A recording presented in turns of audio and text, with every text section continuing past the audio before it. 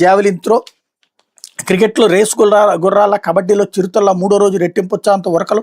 దక్షిణాది రాష్ట్రాల ఎమ్మెల్యేలు ఎమ్మెల్సీలతో పోటీలు పడతామంటూ స్పీకర్ స్టేట్మెంట్ ఇక్కడ హైలైట్ చేశారు. మొత్తం 125 కోట్లు 37 ఎకరాల హక్కు పత్రాలు డిపాజిట్ చేయండి. రాకియా కేసులో నిమ్మగడ్డ ప్రసాద్ సుప్రీంకోర్టు ఆదేశం.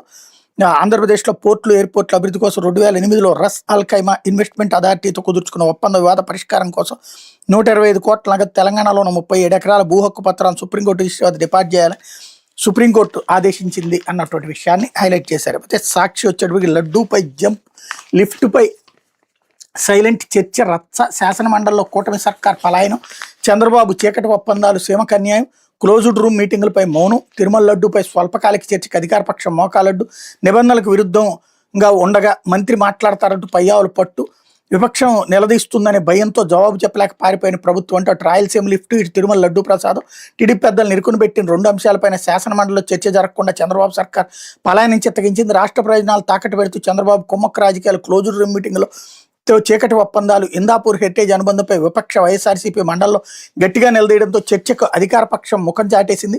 విచిత్రంగా స్వల్పకాలిక చర్చలో ముందుగా ప్రభుత్వం తరపున మంత్రి ప్రకటన చేశాక విపక్షం పట్ల మాట్లాడాలంటూ మెలుగుపెట్టి పారిపోయింది. హెరిటేజ్ పేరు సభసాక్షిగా బయటకు వస్తుందని భయంతో అధికార పక్షం రభస సృష్టించింది అన్నటువంటి హైలైట్ చేశారు. అయితే